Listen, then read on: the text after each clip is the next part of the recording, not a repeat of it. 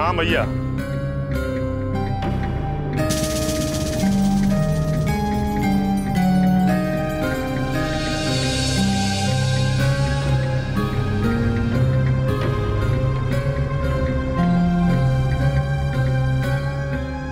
क्या भैया, अपन छोट भाई किताब भुलाइए देनी।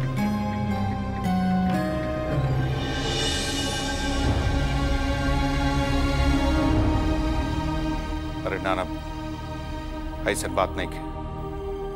हवा बैठ।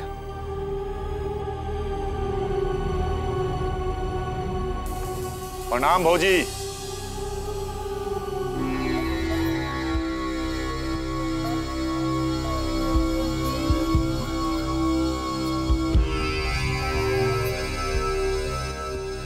अरे प्रणाम करतानी भौजी।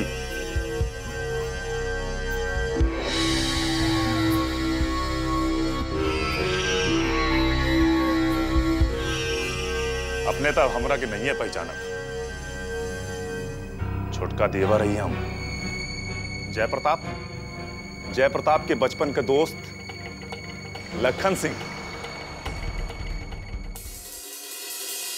का भौजी, हमनी के मर्डर चार्ज में जेल चल गई राउर के इज्जत बचाव खातिर। बाकी रउआ एको दिन देखा ना आई कि का हलवा हमार और जयप्रताप के जेल में। अरे का करे तो रू, जा चाह पानी का इंतजाम कर। आवा लखन, बैठ बैठ। कब छुटला जेल से? बस छुटिएगा नहीं भैया, आ जाए छुटनी। सीधे जेल से छूट के यहाँ आवता नहीं। और जयप्रताप ना, उनका रिहाई ना हो सकल। काहे कि जो कोर्ट 5 लाख रुपया फाइन जमा करवावे के कहले रहे, जमा नहीं खे ना भाई भैया। ये बात तो हमारे दिमाग से एकदम में निकल गए रहे। ठीक है कहल जाला भैया। हमनी के भौजाई की इज्जत बचावे के खातिर जेल चल गई और रउआ के दिमाग से उतर गई।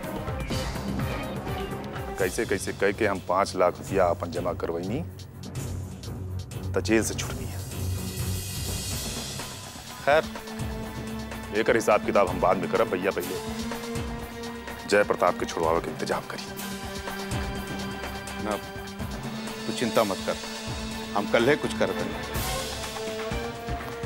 अरे जनक देखा तनी चाय बन गई ना भैया ना, बस अपन घर चाय नाश्ता तब करबे कर।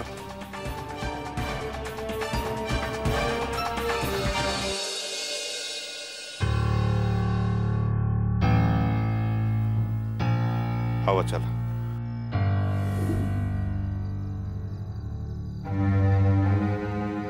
अच्छा भैया चला तनी।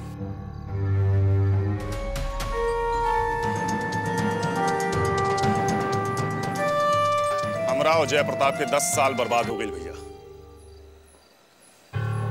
और 10 साल में कितना कुछ बदल गई बा।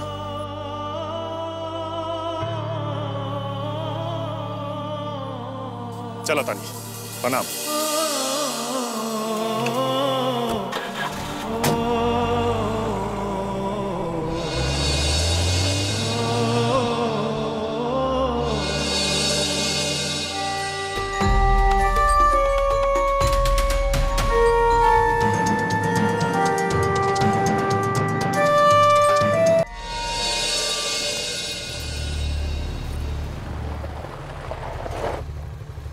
रुद्रा, कर रघुई, टाइम है तुम्हारे आने का। अरे यार टाइम को मारो गोली। ऐसा न्यूज लाए हैं, क्या हुआ? लखन चा जेल से छूट के आ गए हैं।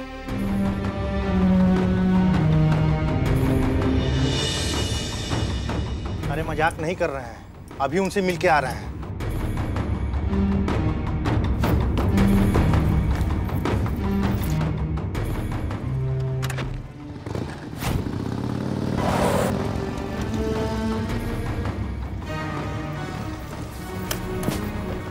माई, माई, सोनू।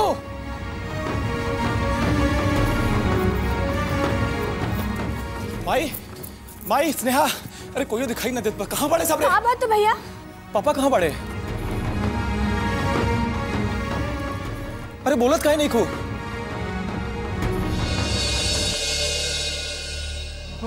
घरे नहीं लन का?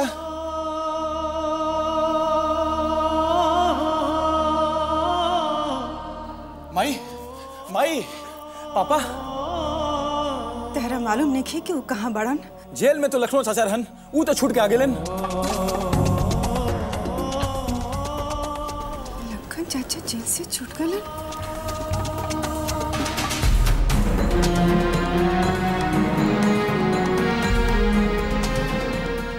हम आवत हैं।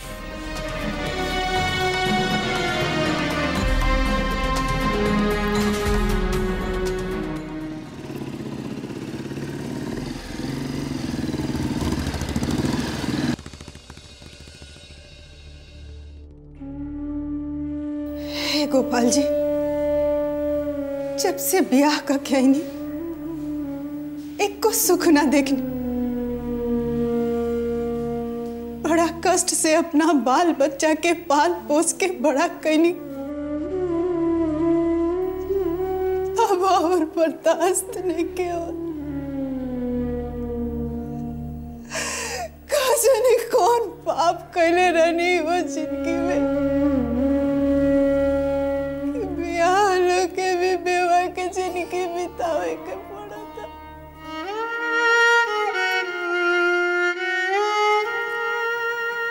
हमरा के माफ कर दी ठाकुर जी। माई, हमरा के माफ कर दे।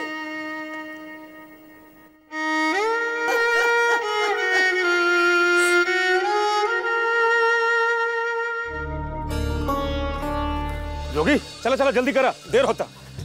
मैनेजर साहब, हाँ, अरे पासबुक लिए हैं? हाँ हाँ, चलिए चलिए बैठिए बैठिए। ए जनक, सुना था? कहाँ जाते रहे सवेरे सवेरे गाड़ी लेके? हाँ, अरे बैंक जाते नहीं दे दिया, पैसा निकाले के बाद। आज शनिचर है ना, 12 बजे बैंक बंद हो जाला, देर होगी तो सब खेले खत्म हो जाएगी। ऐसा का अर्जेंट हो गई कि बैंक से पैसा निकाले के पड़ा था? क्या बात करते हो? जीजा जी तोरा से कुछ ना बतेलन का? जीजा जी तोहार हमरा के सब बात बतेबे करते तो कौन दुख रहे? उनके आंख पे तो पर्दा पड़ल बा, राते से गुम्मी साध ले पड़न। जय प्रताप के जेल से छुड़वावे खातिर 5 लाख रुपया कोर्ट में जमा करवावे के बा, उहे पैसा जीजा जी बैंक से निकाले के कहलन। बाप रे बाप, इतना बड़ बात भी तोरा से जीजा जी ना बतेले। ओहो, कहीं कि राते से गुम्मी का है साथ ले पारन। अपन भाई के पीछे पैसा लुटावे में तनी को सोचे के ना पड़ी, और हम जब 5 पैसा अपना खातिर मांग ली तो हाथ दे दुखाए लागे। ये सब छोड़ो, अभी बतावा हमरा का करे के बा, ना तो बैंक बंद हो जाई। चुप, नमक हराम कहीं का, हमरा के काहे ना बतैले? अरे तुम हमरा का पता इतना इम्पोर्टेंट बात जीजा जी तोरा से ना बतेलन। हमरा तो दोनों तरफ से जूता खाए के बा। तो है ये हवलत खो। अरे तोरा के हम पाल पोस के रख ले हैं कि ऊ रख ले बारे? कहीं हो जाए की जरूरत नहीं खे, अभी पूछता नहीं उनका से। हाँ तो जाई जल्दी से क्लियर करके बताई। तो भाईल पैसा जमा, अच्छा है सर, दे पर तोहफा 4-6 महीना और जेल में सर। सुनीता, ऐसा कौन काम आ गई कि बैंक से पैसा निकाले के पड़ा था? तू जान के का करबो? तोरा पास हो उधार दो, 2-4 दिन में वापस कर दे। हम रउआ जैसन धन्ना सेठ नहीं खी कि अपन खून पसीना के कमाई दूसरा पर लुटा दी।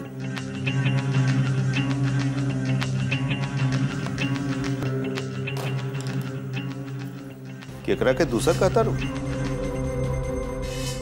अरे हम अपना खातिर मांगत रू। हमरा के जितना बुड़बक समझी ले उतना हम नहीं खी। हमरा सब पता बा कि पैसा केकरा पीछे लुटावे के बा। पता है तब पूछत काहे बार? काहे ना पूछी, ये पैसा में हमरो खून पसीना लागल बा। ऐसे पैसा ना लुटावे दे। बेकार में दिमाग मत खराब कर हमारा। 10 साल से हमार भाई जेल में पड़ल बा, केकरा खातिर? मना करे के बाद भी चल गेलू ना मेला देखे। वो दिन अगर जय प्रताप हुआ ना होते तो उठा के ले गए रतन तोरा के। बात करता रहो। तोरा तो जय प्रताप के एहसान मंद हो चाहिए। अरे अगर आज ही 5 लाख रुपया कोर्ट में जमा ना भइल तो जय प्रताप के 6 महीना और जेल में रह के पड़ी। हाँ तो लाखों रुपया तो लाग गई केस लड़े में, और कितना रुपया बहावे के पड़ी। 6 महीना और जेल में बितावे के पड़ी तो कोनो पहाड़ ना टूटी। मन कर तू अपन प्रवचन और जा यहाँ से। हमरा बेसी अक्ल देवे की जरूरत नहीं है। दीदी अरे तू अभी तक गईले ना? 11 बज गई, 12 बजे बैंक बंद हो जाई। दीदी हमरा के तू जन्म के लतखोर बाड़े। एक बात कान खोल के सुन ले जनक, अगर हमरा ये काम ना भइल ना तो हम जूता से जूतियाब तो रखे। अब क्या चाहता है? जा यहाँ से।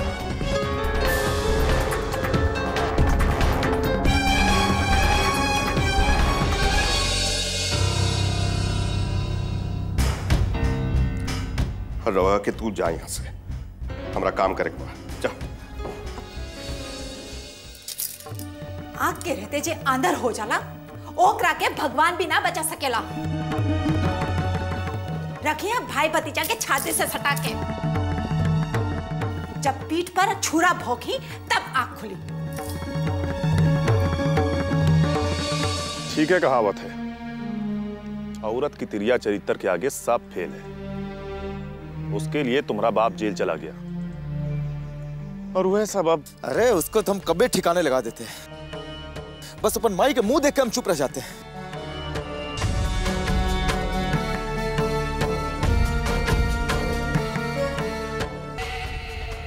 रुद्रा, तुम्हारे दादाजी कुछ नहीं कहते हैं उसको?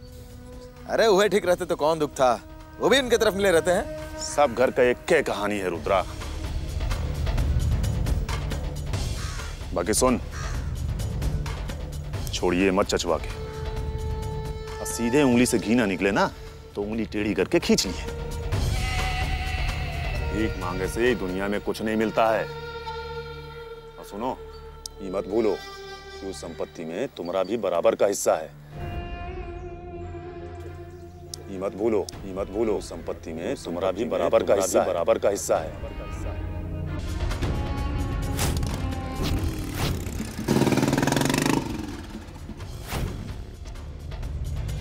एक के पेट से पैदा हुआ है दोनों भाई,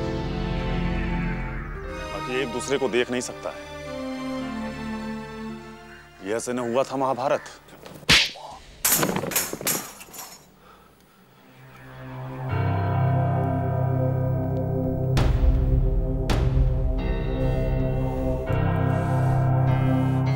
दिमाग खराब है तुम्हारा, सब कुछ माटी में मिला दिया तुमको पता था ना क्या शनिचर है, 12 बजे बैंक बंद हो जाता है। इसीलिए तुम्हें कल रात को बोले थे ना कि जल्दी उठ के बैंक चले जाना। बोले थे कि नहीं बोले थे? बाबू बना है।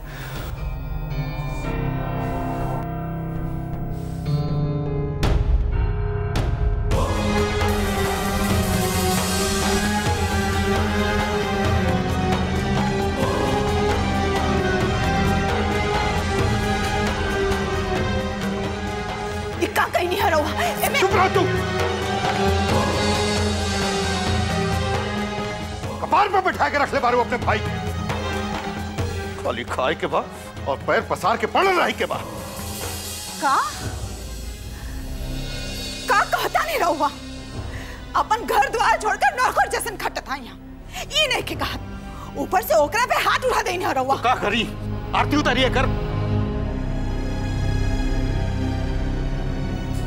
कल इतवार बा, बैंक बंद रही, सोमवार का पैसा निकली ना। जय के जेल में रहे के परी तेमा जनक के का दोष बा।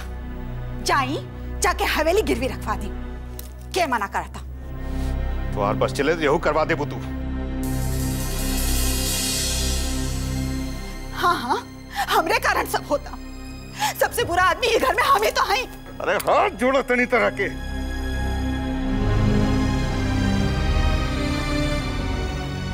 बंद करा अपन नौटंकी और तू जा यहाँ से।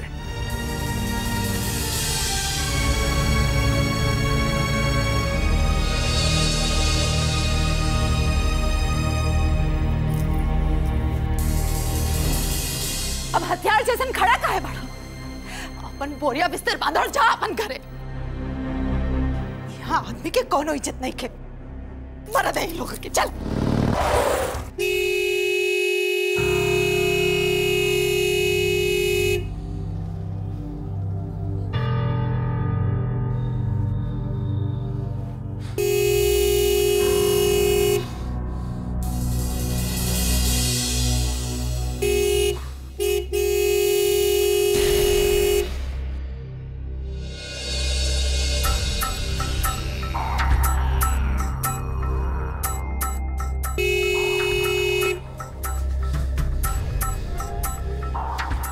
जोगी, बड़े पापा को बुला के लाओ।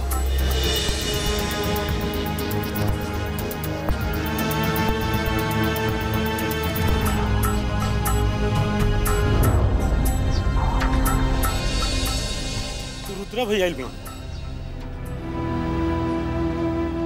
भतीजा से मिले जाता नहीं। जाए गोद में बिठा ली उनका के। मरब तो उहे गंगा जल डाली मुंह में।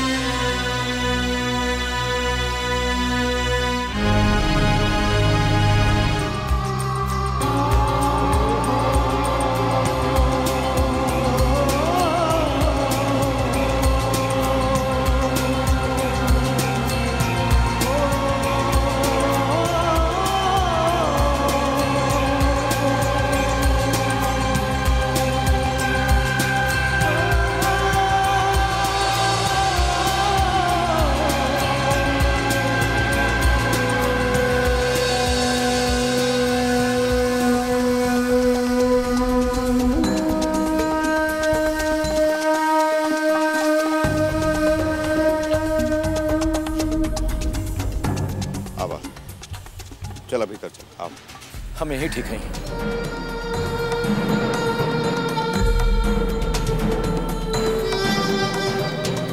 बोला का बात? लखन चाचा जेल से छूट के आ गए। पापा के का भाई?